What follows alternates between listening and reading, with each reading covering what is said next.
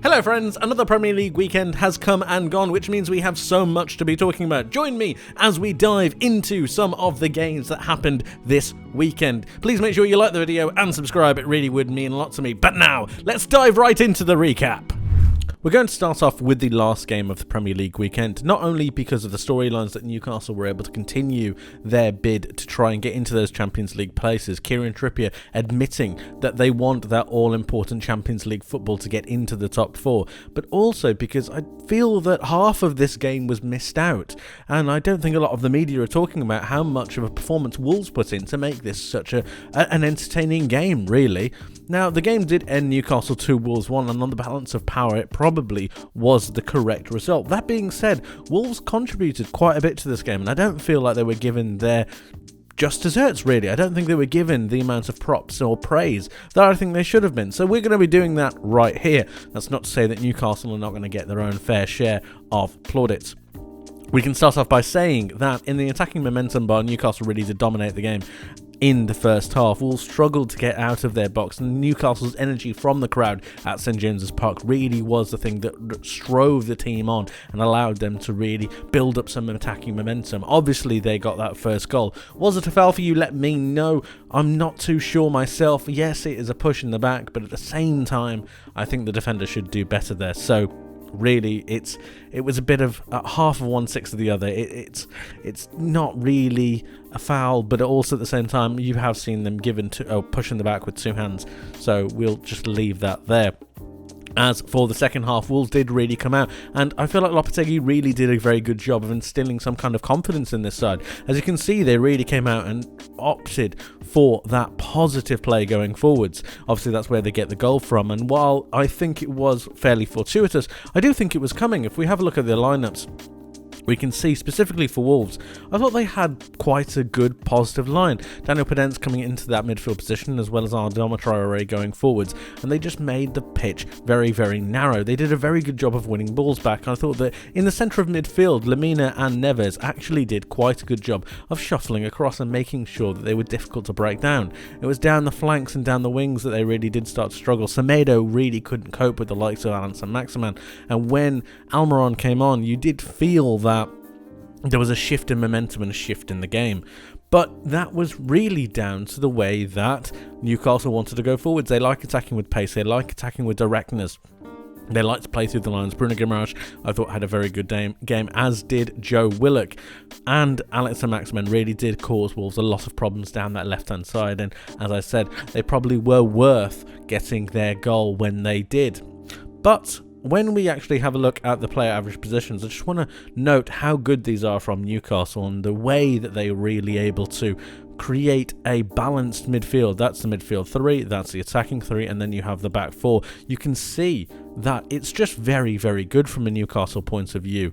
They know their positions, they know their roles, and they're holding them, and it really does create a balance in the side that you don't get in a lot of other teams. Contrast that with the way that Wolves set up, and not necessarily contrasting in a negative sense, but you can see Podence coming into the middle of the pitch, Neves creating a forward run, while Moutinho and Lemina really do sit back a little bit more, making congested in the middle of the park, forcing Newcastle to go down the flanks. And the actual commitment from Semedo and Johnny really did mean that down the flanks Newcastle had quite a lot of options. It was only in the second half that Wolves did start to play the ball, get the ball down on the pitch, and really make sure they were able to play through the lines, and that's where a couple of the chances really did come from. If we have a look at the statistics now before we finish up on this, we can see that Newcastle had probably the better chances, 1.81 expected goals to Wolves' 1.1. They weren't actually out of the game, and that's where I feel like they haven't been given all too many plaudits, when I think that it's deserved. 58% possession at St James's Park against an Eddie Howe side, which is a possession-based side, let's not forget. And with the crowd on them, they did manage to create 7 chances, 4 shots on goal, and I did think that they were quite good in the game, and I think they probably, on a different day, should have had either a draw or even possibly a win, depending on whether that Nick Pope sending off actually happens, which, by the way, it's 100% a red card in my opinion. Let me know your thoughts, I would love to hear from you. But it really was just a horrendous challenge, and how the VAR has not looked at it, I am flabbergasted to try and understand. It just doesn't make any sense to me. If we scroll down and have a look at some more of the stats, Newcastle having those 3 big chances, 2 big chances missed. Yes, you could argue that they were the better side, and I think they probably were over the balance of play, but I think it was more of an even game that a lot of the pundits really gave Wolves credit for. And they had most of the duels won. We know in some of these games that winning your duels is half the battle, really. Newcastle obviously winning their aerial duels, and it really became and created quite an exciting and good game. And if it wasn't for the sending off, which obviously didn't happen, if the sending off actually did happen, you could see it really turning into a different match. I was very impressed with the way Wolves bounced back, and I was also impressed with the way that Newcastle were able to really see the game out. A lot gets said about the way they time waste towards the end of matches, but I think when you're in Newcastle's position, you don't want to give anything or take anything for granted, and I think that's exactly what happened in this match. The game ended Newcastle 2, Wolves 1. Probably the correct result, but one side wasn't being given enough props, and I really do think they should have been. Wolves played a very good game, and I think they'll be absolutely fine going into the rest of the season. As for Newcastle, that top 4 chase is still very much on. Up next, we're going to be talking about Leicester against Chelsea. Chelsea winning the game, but I think Leicester will be pretty disappointed in the lack of chances they really took. We can have a look at the lineups here. The attacking momentum really wasn't Leicester's favour, but Chelsea obviously won the game. So what happened? Well, we can see that Leicester matched up Chelsea's new found formation with their own. Daniel Amartey, I thought, was quite poor during the game. I didn't think he defensively really understood the way the system played out, even though positionally he was absolutely fine. And I thought that the midfield pivot just wasn't good enough to be able to maintain that kind of defensive pressure that they need. The wing-backs did a decent enough job of defending. However, they were caught out with overloads on certain occasions, and going forwards they really should have taken more of those chances. If we have a look at Chelsea, on the flip side, we can see that Cucurella, Koulibaly and Fofana are all very good players, and they understood their roles. They understood how they should be playing and the positions they should be taking up to try and make sure they have that fundamental base. Ben Chilwell and Loftus-Cheek getting forwards when they need to. Obviously, he would be replaced for Reece James if he was available. And then you have the good midfield pivot of Fernandes and Kovacic, who really do start to work well with each other. Kovacic obviously getting a goal, but Enzo Fernandez getting that chip over to Kai Havertz for Havertz's first goal as well. You can see the midfield, or the front 3 I should say, going forwards past the midfield, and they are going to stay quite narrow, allowing the likes of Ben Chilwell and Loftus-Cheek to start the overlaps. We can see these in the average positions. This is Leicester's. Leicester did a good job of maintaining their balance, maintaining their width, but at the same time you've got the narrowness of the front 3, and you can see that is the same way in this Chelsea side. This new look Chelsea outfit, this new setup that they've got going, I really do like it. This is a new system that Chelsea have started to implement of late. You've got Cucurella, you've got Koulibaly and you've got Fofana creating a good stable balance in their back 3. You've got Enzo Fernandez and Kovacic holding and sitting in just in front of them, allowing the likes of Ben Chilwell and Loftus-Cheek to go forwards, holding that width.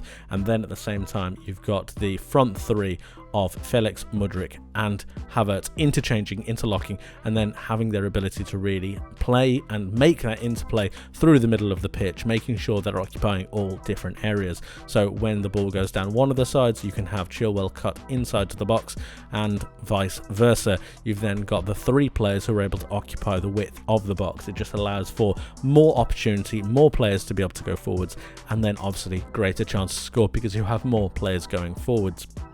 You have a split in the team. You have these defensive players and then you have these offensive players. So you're not going to be left too short, I should say. You might allow the likes of an Enzo Fernandez to go forwards occasionally. You might allow Kovacic to go forward occasionally. But really, you're going to be splitting the team like this. So you've got enough attacking presence, but also enough defensive presence. A very, very good, well-orchestrated system from Graham Potter.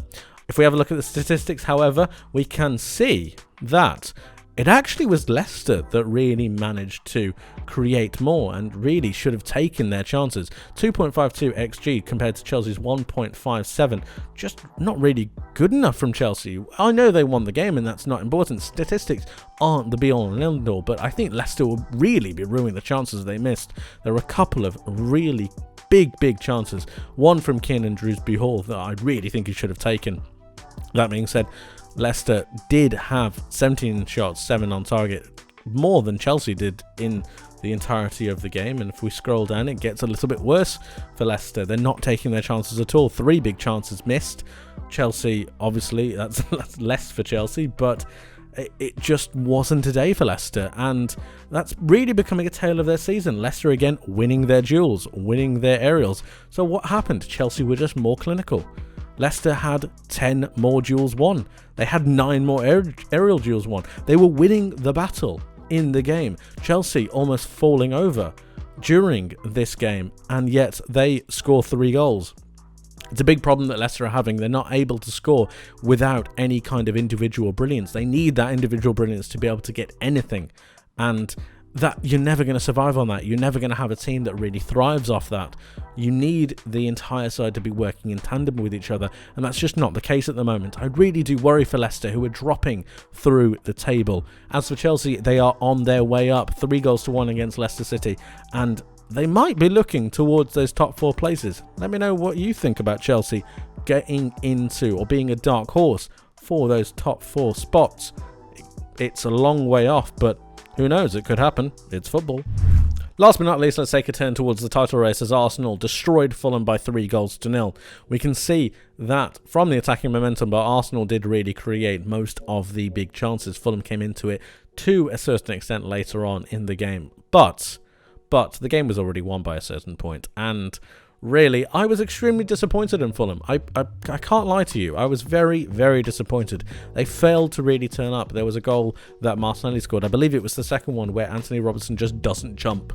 He just doesn't jump at all. And really, that was just encompassing the entire Fulham performance. Just not giving enough. They rolled over, and really became a very, very easy day at the office for Arsenal. Martinelli, don't get me wrong, is absolutely fantastic. Leandro Trossard getting 3 assists. Just fantastic from him. Brilliant. Gabriel Magalhaes obviously getting a goal. The first goal, the header that they should have had after one was disallowed. And Martin Odegaard really smashing the ball home to get Arsenal's 3rd. It really was an easy day for them, but they needed to be on the top of their game. They needed to be very good. They could only play the opposition that was in front of them, and that's exactly what happened. I was still very impressed with Solomon from Fulham. I thought he did a decent job, but he wasn't given enough help. Mitrovic really did lack some quality for me, as did Andreas Pereira, and really the entire Fulham side just seemed a little bit lackluster. Contrast that to the Arsenal side, who were absolutely brilliant. The way that they played and the way they wanted to go forwards was just sensational. Zinchenko obviously dropping into this central midfield position, allowing Granit Xhaka to go forwards. You had the likes of Gabriel Martinelli really driving forwards, Trossard dropping a little bit deeper, being able to play in those balls in behind, as did Martin Odegaard. Then you have Bukayo Saka keeping this width on this right-hand side with Ben White. Thomas Partey shuffling across to be able to deal with any damage or any kind of threat coming from Fulham. And as I said, it became a very, very simple game for Arsenal. We're not going to be staying too much on this because it was really that simple. It was an easy day at the office for Arsenal, as can be seen by these statistics, which is just absolutely crazy. 0.5 XG for Fulham, who have been one of the dark horses of the Premier League season, in my opinion. I think they've been fantastic. They weren't in this game, and 2.38 XG for Arsenal. It could have been more, in my opinion. 55% possession, 15 shots, 7 on target, 8. You couldn't have asked for a better game for Arsenal, to be completely honest. And we scroll down and we can see that really, Arsenal had most of the duels won. They lost to the aerial duels. That's going to be expected with Mitrovic, but overall on the balance of play, they really did take it to Fulham, and Fulham just didn't have any answer for the power, the pace, or the progression from this dynamic Arsenal side. The game ended Arsenal 3, Fulham 0, and Arsenal go marching on towards the title. Disappointing for Fulham, they're going to be wanting to bounce back, but the Premier League still seems very much in Arsenal's hands. And finally, let's talk about some of the fixtures that happened as well. We have Everton beating Brentford in a huge win for them, 1-0. It was a cracking goal by Dwight McNeil. If you haven't seen it, go check it out. Big win for Everton. Sean Dyche is starting to get a tune out of this Everton side. Speaking of a tune, Tottenham Hotspur really are just a crazy bunch, aren't they? Antonio Conte talking about the fans, being patient, not having the patience for him possibly leaving, what's going to happen. If you want to know my thoughts on Tottenham Hotspur, I did do a video on it. Please go check that out if you are interested in Tottenham at all and what they should be doing next, really. But in this game, in the present, they beat Nottingham Forest. A disappointing Nottingham Forest, it must be said, by 3-1. A big win for them. West Ham drawing, I should say, with Aston Villa. A big draw for them as well. David Moyes needed a kind of a result out of this Unai Emery Aston Villa side. 2 good goals in that one as well, and they share the spoils. One team that isn't sharing the spoils, though, is Manchester City, who won in quite a desperate fashion, I want to say, getting that penalty. What a disappointing thing to give away for Elise in the box. Haaland converting, but Crystal Palace again going 3 games now consecutively with 0 shots on target. It really is very disappointing for them. The first time that's happened in 20 years, I believe, and that's just not good enough, clearly. I mean, Patrick Vieira is going to have to take some of the criticism for that, because that's quite a shocking and damning result. Manchester United, finally, we need to talk about it, because Casemiro has now got his 2nd red card in 3 games. Now, that means he's going to be missing 4 matches in the Premier League, and with the likes of Christian Eriksen out, with the likes of Marcel Sabitzer out, Manchester United are really getting to the bare bones of their squad, and they look a little bit tired, they look a little bit leggy, and Southampton could probably feel quite aggrieved that they weren't able to get out of Old Trafford with a win, with the amount of actual shots they had. I believe 17 shots at Old Trafford, a Manchester United side that seemingly was dominated by Southampton. That being said, they had a resilience after being down to 10 men after 35 minutes. So I'm not going to be too critical on Manchester United. I think they did well to share the spoils with Southampton, and if we're honest, with their counter-attack, they could have won it themselves. It was a cracking game to watch. If you haven't seen it, I'm not necessarily going to implore you to go and check out the highlights, but it was an entertaining game to watch, I do have to say. And finally, let's have a look at the Premier League table. Right, as you can see, we have Southampton down still in the bottom. However, they did gain a point. They still have some games to play. It's not all over, and there is only a difference of 1 point between actually 16th, where Leicester are. I mean, what is that? What is going on with Brendan Rodgers and Leicester? And the bottom of the table, Southampton. Leeds actually getting a very good 2-2 draw against the likes of Brighton. There were some brilliant goals in there. I'm not going to implore you to go watch the Man United game.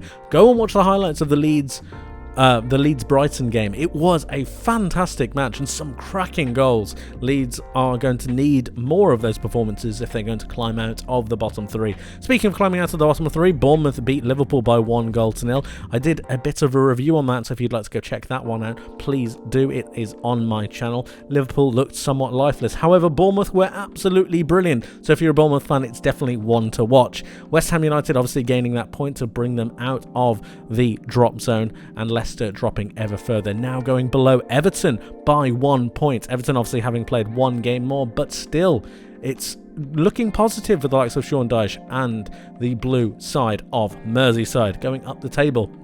Nottingham Forest obviously staying where they are after their disappointing game against Tottenham, and Wolves staying where they are after their loss against Newcastle. They'd actually earned themselves some leeway, so that result isn't actually too crazy for them. And considering the teams that they've played, considering the fact that they've played Liverpool, they've played Man City, they've had some difficult results, it's only time for Lopetegui to be able to really get his side into some kind of rich vein of form. And really, I think Wolves are going to be absolutely fine. One team that is looking quite just precarious, sitting in 12th position, obviously now having been what is now 8 points between them and Aston Villa, is looking quite concerning, is Crystal Palace. Again, you heard me right, they have not scored, or they have not had a shot on target, I should say, in 3 consecutive matches, and that is just something that you cannot have in the Premier League. First time it's happened for 20 years, I want to say, and it's just Oh, it's looking bad for Patrick Vieira and Crystal Palace, and if they don't start scoring soon, you can really see them start to plummet to the bottom of the table, which I don't think anyone wants to see. Nobody wants to see anyone getting relegated, so that'll be disappointing. Hopefully they can turn their form around. If we scroll up just a little bit further, we can see that Chelsea are in 10th position after getting their win still over Leicester. Chelsea could possibly be looking towards the further top end of the table after getting yet another win. However, they have some other teams in their sights, and I believe that they might be able to do something here. They might be able to climb up. I'm not saying they're going to get fourth. However, some of these places might be up for grabs. You've seen Liverpool dropping points. You've seen Brighton dropping points. Fulham as well. All of these teams have dropped points, and it's meaning that Chelsea can now start to have a look at teams above them. They're starting to create some vein of form, and they're starting to get some kind of building blocks in that team. Watch out for Chelsea. There might be a dark horse to run into the positions for some kind of European football next season. Brentford, obviously, stay in 9th, Fulham in 8th, Brighton, after their result against Leeds, are in 7th. They have a few games in hand though, 24 matches played. Some teams have played 3 games more. I'm looking at you, Tottenham, and they might be looking to propel themselves up the table, get another 9 points out of those 3 games played, and they could be above Tottenham if they win their games in hand. Crazy to think that, but I do believe they have some very difficult fixtures. Liverpool, after their loss to Bournemouth, remember, 1-0. If you haven't seen my review, please go check it out. If you're a Liverpool fan, you're going to want to know what actually happened. I'd love to know if you're a Liverpool fan. Tell me what happened to your side, because it was shocking, really, wasn't it? You think they're on the up, 7-0 against Manchester United. You think they're really going to start to go forwards, and it all just crumbles against a Bournemouth side with, admittedly, good tenacity, but you expect a team like Liverpool to be able to turn Bournemouth over, and they just weren't. So 42 points is where they stay at. They still have a couple games in hand over certain teams, or 1 game in hand over certain teams, and it's going to remain to be seen how that goes. Newcastle are in 5th now. What a big win that was for them against Wolves. They now have 2 games in hand on Tottenham Hotspur, and they're looking to be closing them down. Who is making the top 4? Let me know your thoughts. And now finally we can have a look at the top end of the table. Manchester United are nowhere near the Premier League title race after dropping more points to Southampton. I don't think they're really in it to begin with, if I'm completely honest. However, it was a big point that they had after getting that red card after 35 minutes played. Big point to walk away with, and I think they just take it and move on to the next game, really. 50 points. Where do you see Man United finishing? Is it 3rd, or will they be dragged back into a top 4 battle? I think it might be the latter. I do see Man United start to get a little bit tired. They're starting to really give up quite a lot of ground to the teams below them, and I can see them being dragged into that fight. As for the title race itself, Man City and Arsenal keeping pace with one another. Obviously, there's that big game in April between both Arsenal and Manchester City. 5 points is the difference. 5 points is all that separates Arsenal and Man City, and there are still 11 games to be played.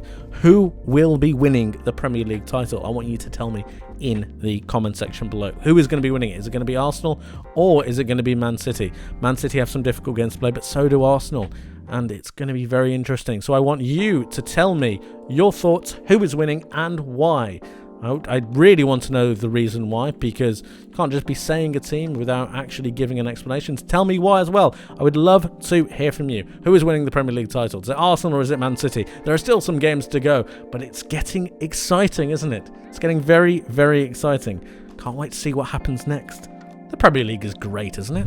That's it for today, guys. Thank you ever so much for watching. I hope you enjoyed. If you did, please leave the video with a like and subscribe if you haven't for more content like this coming very soon. Make sure you hit that notification bell as well. You don't want to miss what's coming up in the near future, and let me know your thoughts in the comment section below on everything we've discussed today and on your team. Tell me in the comments who is your team and how do you think they're doing this season, and where do you see them finishing? I would love to hear from you. But like I said, that's it from me for today. Thank you ever so much for watching. I hope you have a wonderful rest of your day. I hope you have a wonderful rest of your week, and I hope to see you in the next one. But until then, my friends, take care of yourselves, and bye-bye.